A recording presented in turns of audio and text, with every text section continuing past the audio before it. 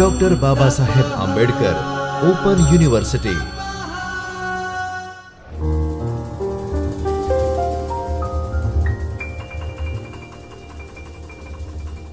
विद्यार्थी मित्रों नमस्कार। मैं डॉक्टर बाबा साहब आंबेडकर ओपन यूनिवर्सिटी के चैतन्य स्टूडियो से हिंदू स्टडीज विषय में असिस्टेंट प्रोफेसर शुभम तिवारी आज आपसे मित्रों एक बार पुनः संवाद करूंगा धातु रूप प्रकरण की।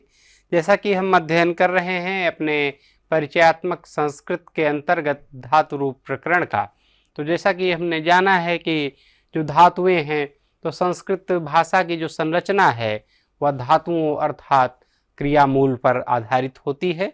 इसमें जो भी धातु जो है वह क्रिया को बोलते हैं, जिसको वर्ब कहते हैं इंग्लिश में, और ये धातुएं ही शब्द निर्माण का आधार होती हैं। हमने अध्ययन किया है क्रिया के मूल रूप को धातु कहा जाता है। संस्कृत में जो क्रिया है उसके मूल रूप को धातु कहते हैं। संस्कृत भाषा में धातुओं से लाखों शब्दों का निर्माण होता है, क्योंकि क्रिया कितने भी वाक्यों में कितने भी शब्दों में लगाई जा सकती है। जिन शब्दों में से किसी कार्य के करने या होने का बोध होता है, ऐसे शब्द जो हमें किसी कार्य को करने अथवा होने का बोध कराते हैं, कार्य के करने अथवा होने की जानकारी कराते हैं, उनको धातु या क्रिया कहते हैं। जैसे पठ है, लिख है, खाद है, हंस है। पठ मतलब पढ़ना, लिखना, खाद मतलब खाना, और हंस मतलब हंसने की जो धातु है, तो यह क्रियाएं हैं। संस्कृत की सभी धातुओं को 10 विभागों में बांटा गया है। उन विभागों की भी हमने चर्चा की। इन विभागों को गण कहा जाता है। 10 गण हैं, उनकी हमने चर्चा की है पिछले संवाद सत्र में। और प्रत्येक गण में 3 प्रकार की धातुएं पाई जाती हैं। मुख्य रूप से 2 हैं और ऐसे में इसके फिर 3 रूप हो जाते हैं। पहला है परस्मैपदी, दूसरा है आत्मनेपदी और तीसरा है उभयपदी। परस्मैपदी, आत्मनेपदी और उभयपदी। उभय मतलब दोनों, जिसमें परस्मैपदी भी हो और आत्मनेपदी धातुएं भी हो। ये धातुएं हैं और 3 प्रकार की ये धातुएं यहाँ बताई गई, परस्मैपदी, आत्मनेपदी और उभयपदी धातुएं। फिर जानते हैं हम कि परस्मैपदी धातुएं कौन सी हैं। तो जिन क्रियाओं का फल कर्ता को छोड़कर अन्य को मिलता है, तो कर्ता को यदि उसका फल नहीं मिलेगा क्रिया का, तो किसको मिलेगा? कर्म को मिलेगा। तो जिन क्रियाओं का फल कर्ता को छोड़कर अन्य को मिलता है अर्थात कर्म को मिलता है, उन्हें परस्मैपदी धातुएं कहते हैं। अर्थात जिनमें कार्य करने का जो फल है, क्रिया का जो फल है, वह कर्ता को नहीं मिलता है। जैसे कि हम देखते हैं कि गम एक गच्छ धातु है, फिर पठ पढ़ने के लिए प्रयोग होती है, कीड़ धातु जो है क्रीड़ धातु वह खेलने के लिए प्रयोग होती है, लिख धातु जो है वह लिखने के लिए प्रयोग की जाती है, लेखन कार्य के लिए लिख धातु का प्रयोग होता है। सह पचति, अब ये उदाहरण अगर हम देखें तो सह पचति यानी कि वह पकाता है, भोजन पकाता है, लेकिन दूसरों के लिए वो भोजन पकाता है, वो खुद के लिए भोजन नहीं पका रहा है। इसमें इसका ऐसा भाव है, यदि वह खुद के लिए होगा या ऐसा भाव उसमें कर्ता को उसका फल मिलेगा, तो वह परस्मैपदी धातु नहीं होगी। क्योंकि यहाँ पर लिखा है, जैसा कि हम देख रहे हैं कि जिन क्रियाओं का फल कर्ता को छोड़कर अन्य को मिलता है अर्थात कर्म को मिलता है, उन्हें परस्मैपदी धातुएं कहा जाता है। फिर दूसरा उदाहरण हम देखते हैं कि माता ओदनम पचति। जो माँ है वह ओदन चावल को बोलते हैं। माता ओदनम पचति यानी कि जो माँ है वह चावल पकाती है।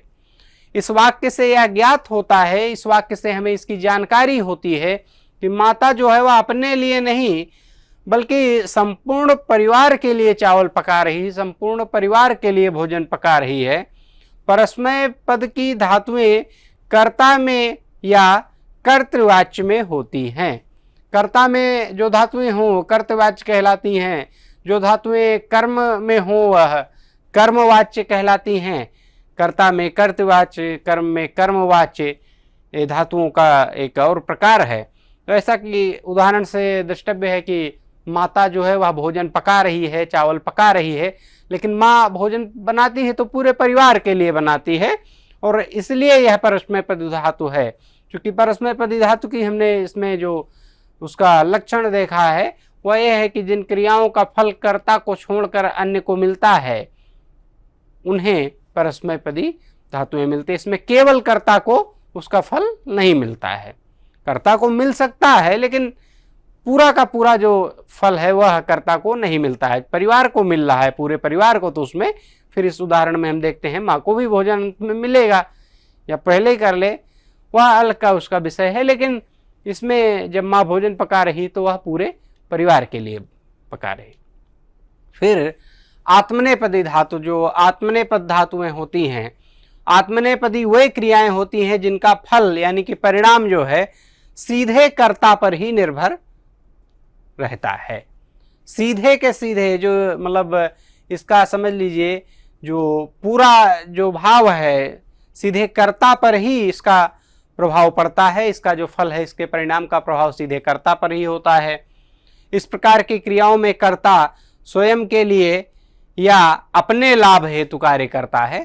तो इस प्रकार की क्रियाओं में कर्ता स्वयं के लिए या अपने लाभ हेतु कार्य करता है। आत्मनेपद की धातुएं जो है वह कर्मवाच्य और भाववाच्य में होती हैं। जब कोई कर्ता किसी कार्य को इसमें जब हम देख रहे हैं कर रहा है तो केवल वह स्वयं के लाभ के लिए ही करता है, इसमें स्वयं के लाभ के लिए अपने लाभ के लिए कोई कार्य करता है। आत्मनेपद की जो धातुएं हैं वह कर्मवाच्य में भी हो सकती हैं और भाववाच्य में भी ऐसी धातुएं हो सकती हैं। और आत्मनेपदी वह क्रियाएं होती हैं जिनका जो फल है, जिनका जो परिणाम है वह सीधे कर्ता पर ही पड़ता है, वह कर्ता पर ही निर्भर होता है। आत्मनेपदी क्रियाओं का जो परिणाम, उनका जो फल है। प्रमुख आत्मनेपदी धातुओं को हम देखेंगे तो लभ धातु है, प्राप्त करना, लभते, उसका अर्थ दिया प्राप्त करता है। नी धातु है, ले जाने के अर्थ में इससे नेता शब्द बनता है, आगे हम देखते हैं नयते यानी कि ले जाता है। ह्री धातु है, चुराना, हरेते, चुराता है। यज धातु है, यज्ञ करने के लिए प्रयोग की जाती है, यजते यानी कि यज्ञ करता है। फिर मृज धातु है, साफ करने के अर्थ में इसका प्रयोग होता है और मृजते यानी कि साफ करता है। तो प्रमुख जो आत्मनेपदी धातुएं हैं, मृज साफ करने के अर्थ में अर्थ हुआ मृजते, साफ करता है। यज धातु जो है यज्ञ करने के अर्थ में इसका प्रयोग किया जाता है, यजते, यज्ञ करता है। ह्री धातु है, चुराने के अर्थ में इसका प्रयोग होता है कि हरना, हरण करना, ऐसा हमने शब्द सुना है, तो हरेते, चुराता है। नी धातु है, ले जाने के अर्थ में प्रयोग की जाती है, नयते शब्द बना, ले जाता है। लभ धातु प्राप्त करने के अर्थ में प्रयोग की जाती है, लभते पद बना यानी कि प्राप्त करता है। नंद धातु है, आनंदित होने के अर्थ में, नंदते यानी कि आनंदित होता है, आनंद प्राप्त करता है। पत धातु गिरने के अर्थ में होती है, पतते गिरता है। वृक्षात पत्रम पतति, वृक्ष से पत्ता गिरता है, तो वहाँ भी ये पत धातु का प्रयोग है। सिंच धातु है, सींचने के अर्थ में, सिंचते यानी कि सींचता है, खेत को, पेड़ को, या जो भी सींचने का कार्य है वह कोई कर रहा है, माली या किसान जो भी है। तो सिंच धातु है, सींचने के अर्थ में प्रयोग की गई, अर्थ हुआ सींचता है, सिंचते धातु ये लगी। पत धातु गिरने के अर्थ में प्रयोग की जाती है, पतते, गिरता है, ऐसा इसका यहाँ पर भाव हुआ। नंद धातु है, आनंदित होने के अर्थ में इसका प्रयोग किया गया, नंदते यानी कि आनंदित होता है। फिर उभय पद क्रियाएं कौन सी हैं? परस्मैपदी क्रियाओं को हमने देखा, आत्मनेपदी क्रियाओं को हमने देखा, और उभयपदी क्रियाएं कौन सी हैं ये भी हम जानने का प्रयास करेंगे। तो उभयपदी क्रियाएं वह क्रियाएं होती हैं जो परस्मैपदी और आत्मनेपदी दोनों प्रकार के रूप रखती हैं। उभय मतलब जिसमें दोनों आ जाएं, तो दोनों कौन आ जाएं? आत्मनेपदी भी आ जाए और परस्मैपदी भी आ जाए, परस्मैपदी भी आ जाए और आत्मनेपदी भी आ जाए, दोनों आ जाए या दोनों में से कोई एक आ जाए जिस वाक्य में, तो वह उभयपदी वहाँ पर देखेंगे, उभयपदी क्रियाएं हो जाएंगी। चूंकि उभयपदी क्रियाएं वही हैं जिसमें दोनों, परस्मैपदी यानी कि कर्तृवाच्य और आत्मनेपदी यानी कि कर्मवाच्य और भाववाच्य, इसमें दोनों का आना जरूरी है, किसी एक के आने से कार्य नहीं होगा। चूंकि अगर एक कोई क्रिया आएगी तो अगर परस्मैपदी आई तो परस्मैपदी के अंतर्गत हो जाएगी, और आत्मनेपदी आई तो आत्मनेपदी के अंतर्गत हो जाएगी। जहां पर दोनों प्रकार के रूप जो क्रियाएं रखती हैं वह उभयपदी क्रियाएं होती हैं। ये धातुएं परिस्थिति के अनुसार परस्मैपदी और आत्मनेपदी दोनों रूपों में प्रयोग होती हैं। परस्मय पद या आत्मनेपद, परस्मय पद और आत्मनेपद दोनों में इनका प्रयोग किया जाता है। परिस्थिति के अनुसार किस वाक्य में कौन सी क्रिया लगाने की परिस्थिति है, वहां पर कौन सी क्रिया का प्रयोग किया जा सकता है, उसके अनुसार इनका जो रूप है वह बदल जाता है। जब वह कर्तृवाच्य का प्रयोग करते हैं तो वहां पर परस्मैपदी हो जाती है क्रिया। जहां पर कर्मवाच्य या भाववाच्य का प्रयोग करते हैं वहां पर क्रिया जो है वह आत्मनेपदी हो जाती है। और उभयपदी क्रियाएं वही क्रियाएं होती हैं जो दोनों प्रकार के क्रिया रूप रखती हैं, या जिनमें दोनों प्रकार के क्रिया रूपों का प्रयोग किया जाता है। उभयपदी जो धातुएं हैं उनकी पहचान कैसे होती है? तो उभयपदी धातुएं जो हैं उसमें परस्मैपद रूप की जो क्रियाएं हैं तो कर्ता के लिए क्रिया का फल अन्य के लिए होता है। जो कर्ता के लिए जो क्रिया का फल है वह अन्य के लिए होता है। कर्ता के लिए क्रिया का जो फल है वह अन्य के लिए होगा, कर्ता के लिए नहीं होगा, स्वयं के लिए नहीं होता है, जैसा कि अभी हमने पहले देखा। आत्मनेपदी में कर्ता के लिए जो क्रिया का फल है वह स्वयं कर्ता पर ही पड़ता है, वह स्वयं पर ही, स्वयं के लाभ के लिए, जैसा कि अभी हमने यहाँ पर उभयपदी क्रियाओं में देखा। उभयपदी क्रियाओं में हम जैसा कि देख रहे हैं, इसके पूर्व हमने आत्मनेपदी क्रिया के उसमें देखा था जो लक्षण कि इस प्रकार की क्रियाओं में कर्ता स्वयं के लिए या अपने लाभ हेतु का कार्य करता है। जो कर्ता कार्य करता है आत्मनेपदी में वह स्वयं के लाभ के लिए, अपने लाभ के लिए करता है। और जैसा कि इसमें उभयपदी में हम देख रहे हैं, उभयपदी क्रियाओं में कि इसमें परस्मैपदी और आत्मनेपदी दोनों प्रकार की क्रियाओं का प्रयोग किया जाता है। और ये धातुएं जो हैं, क्रियाएं जो हैं, वह परिस्थिति के अनुसार परस्मैपदी और आत्मनेपदी दोनों रूप में प्रयोग की जाती हैं, उनका रूप बदल जाता है। और उभयपदी धातुओं की पहचान जिसमें कि कर्ता के लिए क्रिया का फल अन्य के लिए होता है, स्वयं के लिए नहीं होता है। दूसरे में हमने देखा कि आत्मनेपदी रूप कर्ता के लिए क्रिया का जो फल है वह स्वयं कर्ता पर ही पड़ता है। फिर कुछ जो उभयपदी प्रमुख धातुएं हैं, तो क्रि धातु है, करने के अर्थ में प्रयोग की जाती है, कोई कार्य करता है, यहाँ पर करोति, कुर्वते ऐसे इसके रूप प्रयोग किए जाते हैं। वच धातु है, कहने बोलने के अर्थ में प्रयोग किया जाता है, वक्ति, वक्ते, यह इसका रूप का प्रयोग ऐसे चलता है। श्रु धातु है, सुनने के अर्थ में, शृणोति और शृणुते यह प्रयोग किया जाता है। ह्वे धातु है, बुलाने के अर्थ में, तो ह्वयति या ह्वयते ऐसा इसका प्रयोग होता है। नी धातु है, ले जाने के अर्थ में, तो नयति या नयते ऐसे इसका प्रयोग किया जाता है। फिर मथ धातु है, मंथन करने या मथने के लिए इसका प्रयोग होता है, तो मंथति या मंथते। सिंच धातु है, सींचने के अर्थ में इसका प्रयोग किया जाता है, सिंचति या सिंचते, इस प्रकार उसकी क्रिया चलती है। फिर यज धातु है, यज्ञ करने के अर्थ में प्रयोग की जाती है, यजति या यजते ऐसे शब्द रूप उसके साथ चलते हैं, शब्द रूप इस प्रकार उसमें प्रयोग किए जाते हैं। पच धातु जो है वह पकाने के अर्थ में है, और पचति या पचते ऐसे उसके रूप चलते हैं। तो परस्मैपदी रूप में इसका जो उभयपदी धातु का जो उदाहरण है कि सह कर्मम करोति, वह कर्म करता है। अहम पाठम करोमि, मैं पाठ करता हूँ। परस्मैपदी रूप जो है उभयपदी धातु, उभयपदी क्रियाएं जो हैं उनके उदाहरण के अंतर्गत जो परस्मैपदी रूप है उसका, तो सह कर्मम करोति, वह कर्म करता है। अहम पाठम करोमि, मैं पाठ करता हूँ। आत्मनेपदी जो रूप है, सह स्ववृत्तिम कुर्वते, वह अपना कर्तव्य करता है, वह अपना कार्य करता है। सह कर्मम करोति, वह कर्म करता है, वह काम करता है। किसका काम करता है? दूसरे का करता है, तीसरे का करता है।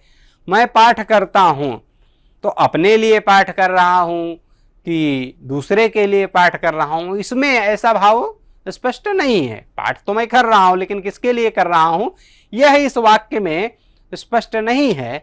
तो जब हम देखेंगे आत्मनेपदी रूप में, तो सह स्ववृत्तिम कुर्वते, वह अपना कर्तव्य करता है। वह कर्तव्य करता है, लेकिन किसका करता है? अपना करता है। पूर्व के वाक्य में हम देख रहे हैं वह कर्म करता है, यानी कि कर्तव्य कार्य कर रहा है, लेकिन अपना कर रहा है, दूसरे का कर रहा है, किसका कर रहा है यह इसमें स्पष्ट नहीं है, ये इसमें क्लियर नहीं हो रहा है। दूसरे वाक्य में जब हम आत्मनेपदी रूप में देखते हैं तो सह स्ववृत्तिम कुर्वते, वह अपना कर्तव्य करता है, वह अपना कार्य करता है। यहाँ पर स्वयं के लाभ के लिए, स्वयं पर इसका जो देखा कि कर्ता को इसका फल मिल रहा है, कर्ता इसका जो परिणाम है वह सीधे कर्ता को मिल रहा है। जैसा कि हमने पूर्व में परस्मैपदी और आत्मनेपदी क्रिया रूप के लक्षण में हमने देखा है। तो भवान स्वपकारम कुर्वते, आप अपना काम करते हैं, यानी कि अपना आप काम करते हैं बोल दिया जाए तो हो सकता है व्यक्ति दूसरे का कार्य कर रहा हो, तीसरे किसी का भी कार्य कर सकता है। लेकिन जब भवान स्वपकारम कुर्वते, तो यानी कि जो व्यक्ति है जिसके लिए प्रयोग है इस वाक्य का, वो व्यक्ति अपना कार्य कर रहा है, आप अपना काम करते हैं, ऐसे इसका प्रयोग किया गया। और आत्मनेपदी रूप हमने इसका देखा, परस्मैपदी रूप हमने उभयपदी धातु का देखा, और इस तरह से हमको ये अंतर भी स्पष्ट हुआ कि परस्मैपदी और आत्मनेपदी का जो मुख्य अंतर है कि इसमें सीधे कर्ता को उसका फल नहीं मिलता है। सहकर्मम करोति, वह कर्म करता है, लेकिन किसका कर्म करता है इसमें स्पष्ट नहीं है। परस्मैपदी रूप में जब हम आत्मनेपदी रूप में उसी क्रिया को देखते हैं, सह स्ववृत्तिम कुर्वते, वह अपना कर्तव्य करता है, तो यहाँ पर अपने पर यानी कि स्वयं पर उसका जो जोर है वह ज्यादा है, उसकी दृढ़ता वहां पर ज्यादा है। तो जब इसकी दृढ़ता स्वयं पर यानी कि अपने कर्तव्य पर अधिक है, तो उसका जो सीधा लाभ है वह किसको मिलेगा? उसको स्वयं मिलेगा, कर्ता को उसका लाभ मिलेगा। तो विद्यार्थी मित्रों, इस प्रकार हमने आत्मनेपदी रूप, परस्मैपदी रूप और उभयपदी रूप को देखा, और इन तीनों क्रियाओं को हमने जानने का प्रयास किया कि यह क्या हैं, कैसे इनका प्रयोग होता है। उभयपदी धातुओं की पहचान हमने इस संवाद सत्र में देखा। उभयपदी क्रियाएं क्या हैं, कौन सी हैं, उनके बारे में हमने इस संवाद सत्र में जानकारी प्राप्त की। प्रमुख आत्मनेपदी धातुओं को जाना, आत्मनेपदी क्रियाएं कौन सी होती यह जाना, और परस्मैपदी क्रियाएं क्या होती हैं यह हमने जाना।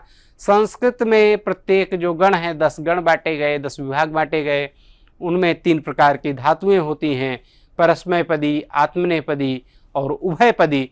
इस संवाद सत्र में हमने ये जानने का प्रयास किया है। अगले संवाद सत्र में हम इससे संबंधित किसी अन्य प्रकरण पर पुनः चर्चा करेंगे। तब तक आप सभी को नमस्कार, धन्यवाद। स्वाध्यायः